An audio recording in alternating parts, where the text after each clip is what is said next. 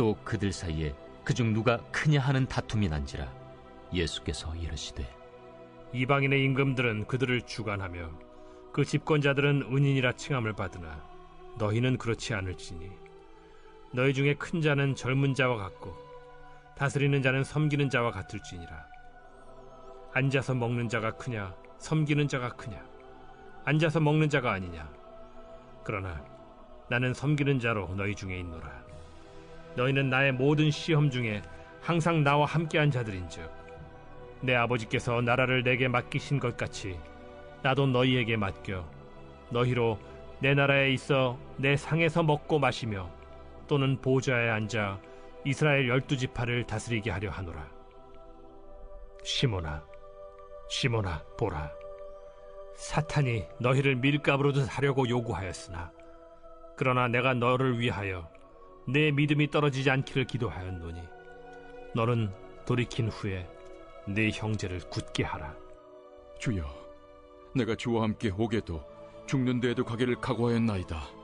베드로야, 내가 네게 말하노니 오늘 닭 울기 전에 네가 3번 나를 모른다고 부인하리라. 그들에게 이르시되 내가 너희를 전대와 배낭과 신발도 없이 보내었을 때 부족한 것이 있더냐? 없었나이다. 이제는 전대에 있는 자는 가질 것이요 배낭도 그리하고 검 없는 자는 겉옷을 팔아 살지어다. 내가 너에게 말하노니 기록된 바 그는 불법자의 동류로 여김을 받았다 한 말이 내게 이루어져야 하리니 내게 관한 일이 이루어져 감이니라. 주여 보소서, 여기 검 둘이 있나이다. 족하다. 예수께서 나가사 습관을 따라 감람산에 가심에 제자들도 따라갔더니 그곳에 이르러 그들에게 이르시되 유혹에 빠지지 않게 기도하라 하시고 그들을 떠나 돌 던진 만큼 가서 무릎을 꿇고 기도하여 이르시되 아버지여, 만일 아버지의 뜻이거든 이 잔을 내게서 옮기시옵소서. 그러나 내 원대로 마시옵고 아버지의 원대로 되기를 원하나이다. 천사가 하늘로부터 예수께 나타나 힘을 더하더라. 예수께서 힘쓰고 애써 더욱 간절히 기도하시니 땀이 땅에 떨어지는 핏방울같이 되더라. 기도 후에 일어나 제자들에게 가서 슬픔으로 인하여 잠든 것을 보시고 이르시되 어찌하여 자느냐? 시험에 들지 않게 일어나 기도하라. 말씀하실 때 우리는 어제 말씀을 통해서 누가복음 전반부의 말씀이 이 땅을 살고 있는 사람의 두 부류의 삶의 태도를 보여주고 있다는 것을 함께 나누었습니다.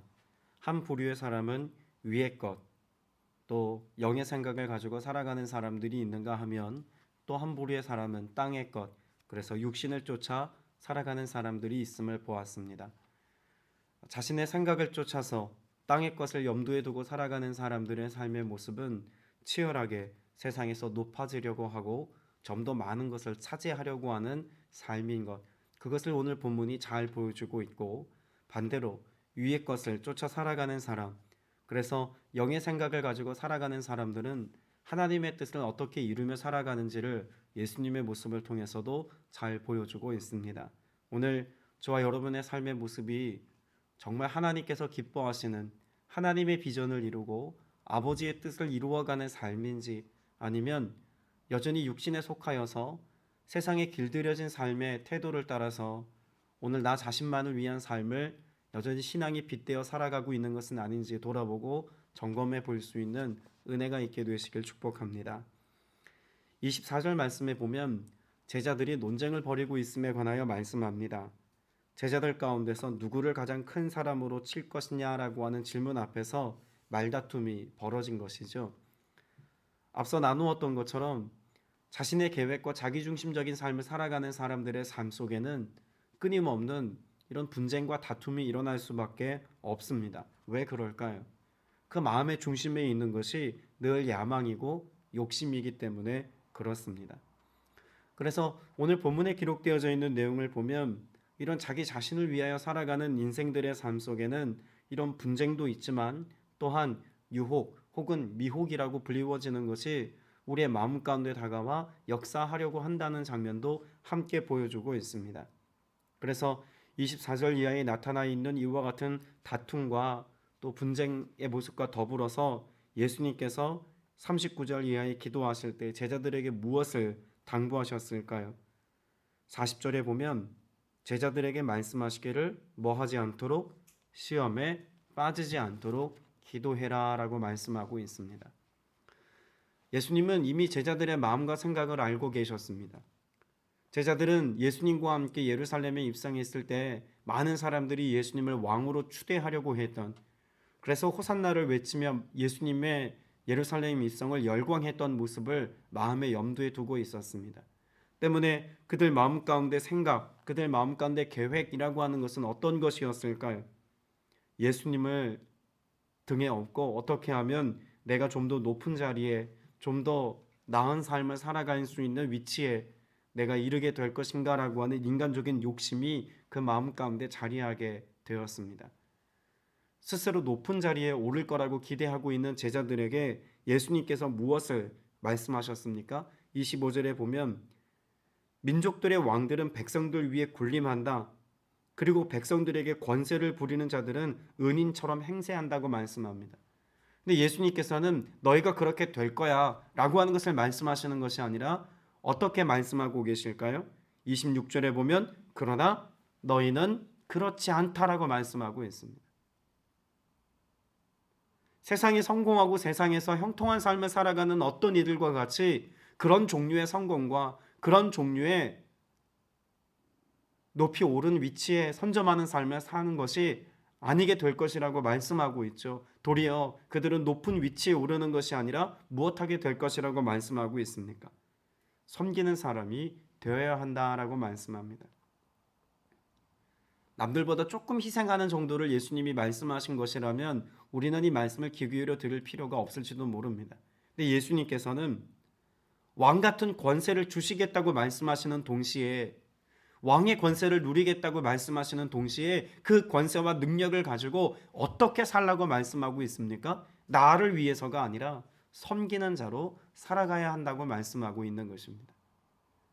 주님께서 주님이 제자들에게 약속하시고 또 허락하셨던 그 권세와 능력, 그 복된 삶을 약속하고 계시지 않은 것이 아닙니다. 주님께서는 그 제자된 저와 여러분에게도 믿음을 따라 살아갈 때 좋은 것 주기를 원하시고 하늘의 권세와 능력을 가지고 살아가기를 기뻐하십니다. 그런데 이것 가지고 어떤 목적과 의도를 가지고 살아가는지는 너무나 중요한 우리의 태도가 되어야 한다는 것이죠.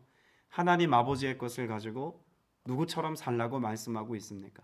예수님처럼 살라고 말씀하십니다.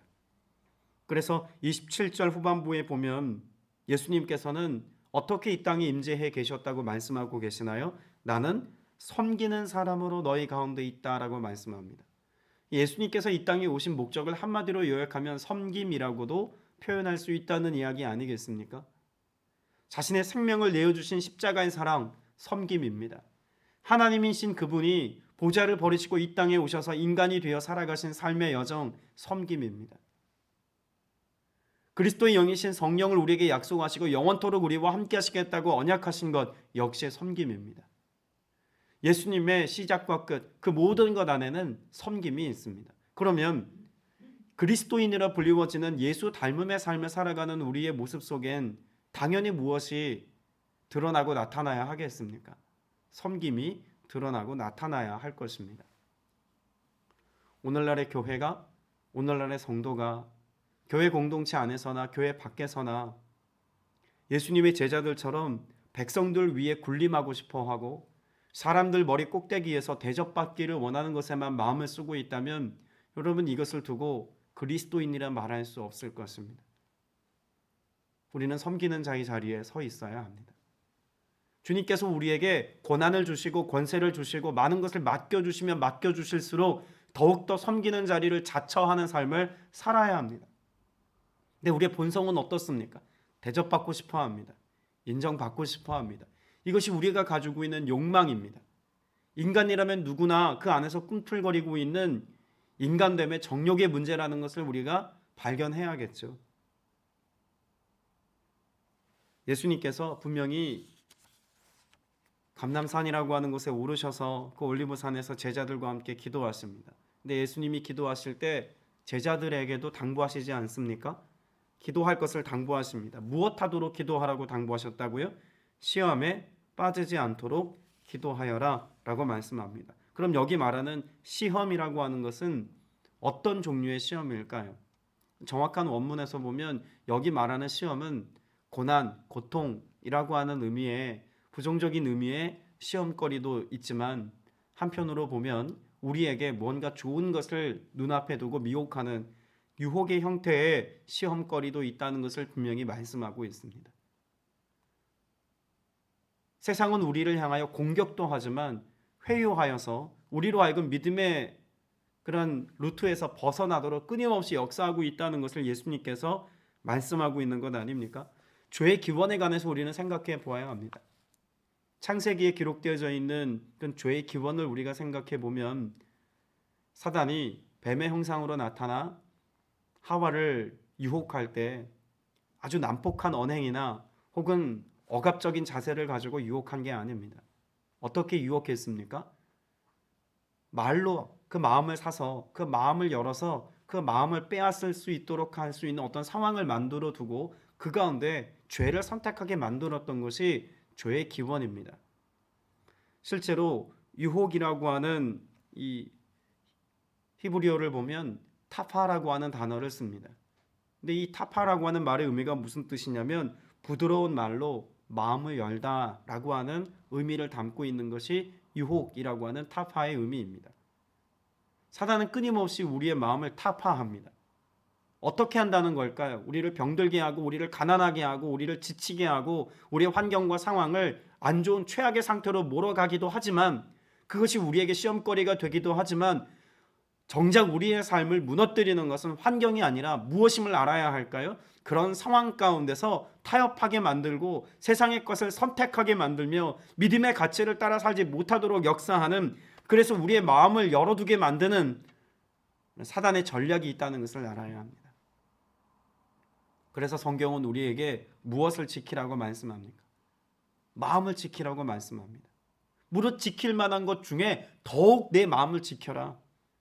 생명의 근원이 이에서 난다고 말씀하고 있죠. 우리 마음을 지키는 것. 사단이 유혹하고 획책하여서 우리의 마음을 활짝 열어두고 여기에 들어와 우리의 마음의 빈틈을 비집고 들어와 주인 행세하지 아니하도록 우리의 마음을 지켜야 합니다. 무엇으로 마음을 지켜야 한다고 말씀하고 계신 겁니까?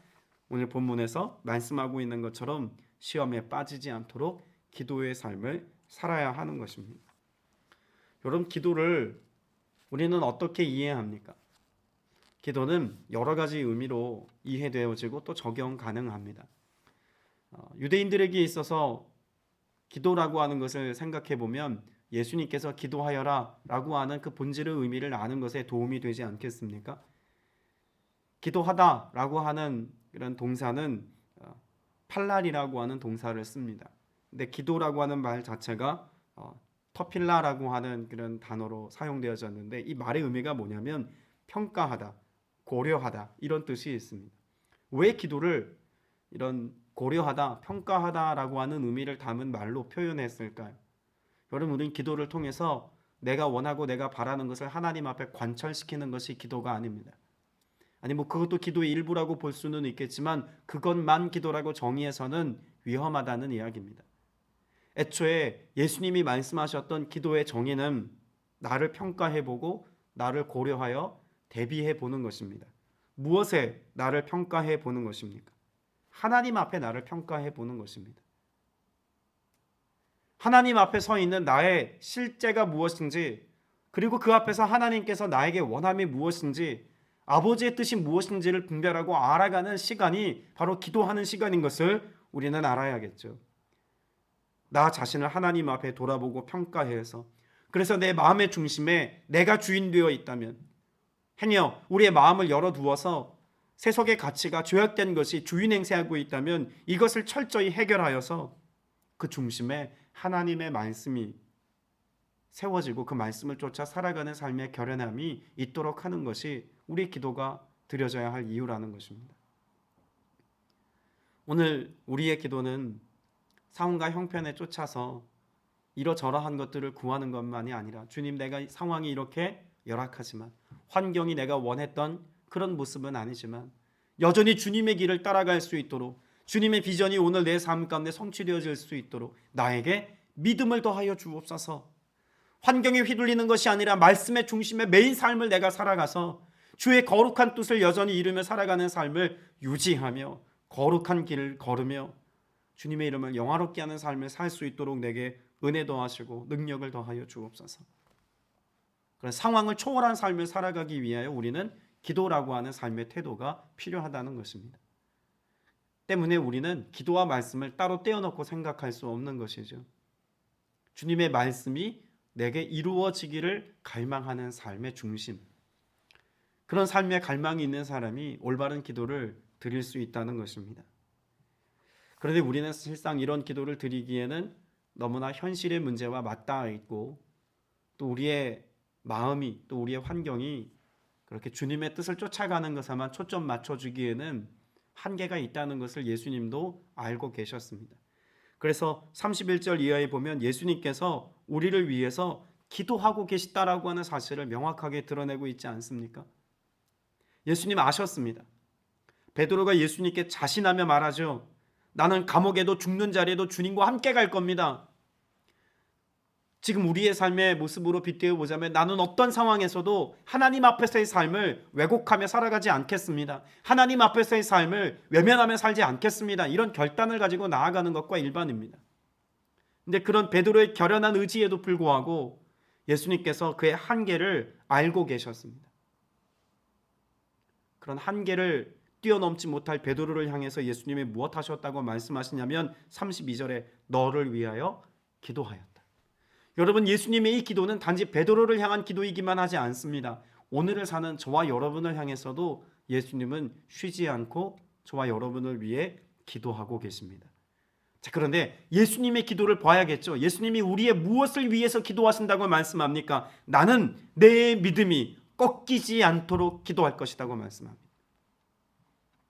단지 우리의 형편이 나아지도록 예수님이 기도하시는 것이 아니라 우리의 삶이 내가 원하는 인생의 방향으로 나아가도록 예수님이 그렇게 배려해 주시겠다가 아니라 어떤 상황과 형편에서도 주님이 걸어가신 그 길, 주님께서 보이신 그와 같은 삶을 살아갈 수 있는 그런 삶의 의지가 따라갈 수 있고 또 닮아갈 수 있는 삶의 결연함이 꺾이지 않도록 우리의 믿음을 응원하시고 믿음의 삶을 살아갈 수 있도록 중보하고 기도하시겠다고 말씀합니다.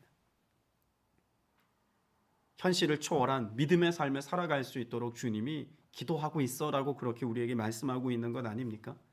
자, 그러면 예수님의 기도, 이것을 뒤에 나오는 베드로의 고백과 연관하여 생각해 보면 이렇습니다. 베드로는 예수님의 중보 없이는 무엇할 수 없다는 겁니까? 감옥에도 죽는 자리에도 주님과 함께 할 수 없다는 것입니다. 그러면 예수님께서 기도하여서 우리의 믿음이 온전해지고 주님이 기뻐하시는 기도를 드리게 되었을 때 우리의 삶의 자리는 어디라고 베드로에게 지금 말씀하고 계신 걸까요?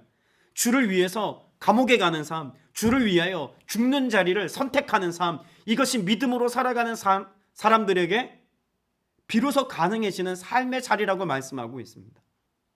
주님이 우리의 기도를 응원하시고 도우시겠다는 것은 단지 우리가 이 땅에서 원하는 삶을 성취하도록 도우시겠다가 아니라 예수님이 십자가를 향해 나아가셨던 것처럼 오늘 저와 여러분으로 하여금 이 땅에 있게 하신 바로 아버지의 뜻이 이루어질 수 있도록 믿음의 삶을 살아가는 우리를 위해 기도하시겠다고 말씀하고 계신 것이죠. 오늘 저와 여러분 이 하루가 그런 주님의 뜻을 이루는 복된 날 되시기를 주님의 이름으로 축복합니다. 자, 그러자면 우리가 마지막으로 점검해 봐야 될 것이 있습니다. 예수님께서는 그렇게 스스로 기도하셨고 제자들에게 기도를 당부하기도 하셨습니다. 그럼 예수님의 삶에 이 기도라고 하는 삶의 태도는 단지 십자가를 앞에 두고만 했던 그런 기도였을까요? 예수님의 치열한 기도를 우리는 43절 이하 말씀을 통해서 알 수 있습니다. 우리가 너무나도 잘 아는 땀방울이 핏방울 되어지기까지 그런 예수님의 겟세마네 동산에서의 기도를 우리는 잘 알고 있습니다. 예수님께서 이런 기도를 드리실 수 있었던 이유, 십자가를 앞에 두고 예수님께서 이와 같은 기도를 드리실 수 있었던 이유는 39절의 말씀에 있습니다. 예수께서 나가시어 어떻게? 늘 하시던 대로 올리브산에 올라가시니라고 말씀합니다. 예수님의 기도는 무엇이었습니까? 개역 성경에 보면 습관을 쫓아라고 말씀하고 있지 않습니까? 예수님에게 기도는 습관이었습니다.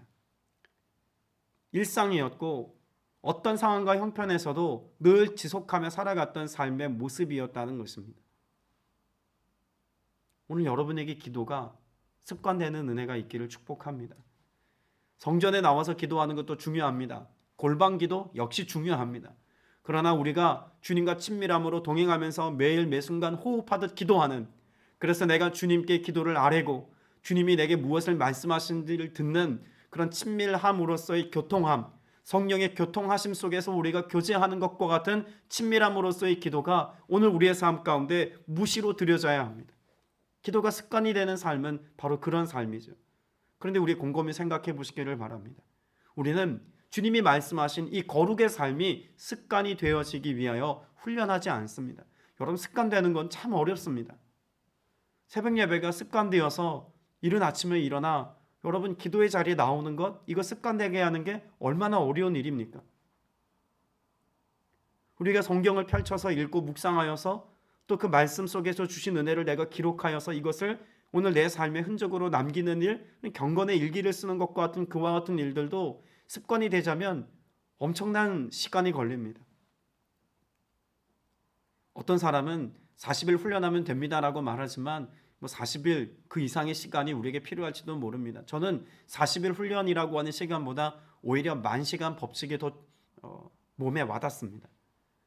많은 시간, 오히려 수년에 걸쳐서 이것이 우리의 삶 가운데 습관이 되어지기까지 우리의 몸을 길들이는 일은 그만큼 어렵다는 메시지가 더 합당하다고 보는 것입니다.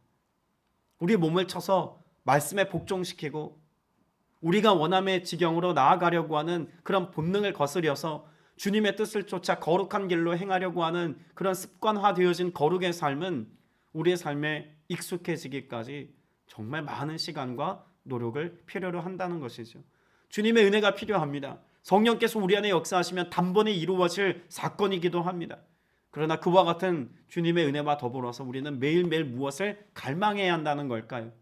거룩의 삶을, 주님의 뜻을 쫓아 살아가는 삶을, 예수님께서 땀방울이 핏방울 되어지기까지 그 십자가로 나아가는 그 치열한 삶을 선택하셔야만 했던 것처럼 우리도 주의 거룩한 길을 쫓아가기 위한 영적인 치열한 삶을 살아가고자 하는 거룩에 대한 열정이 우리 안에 있어야 할 줄로 믿습니다.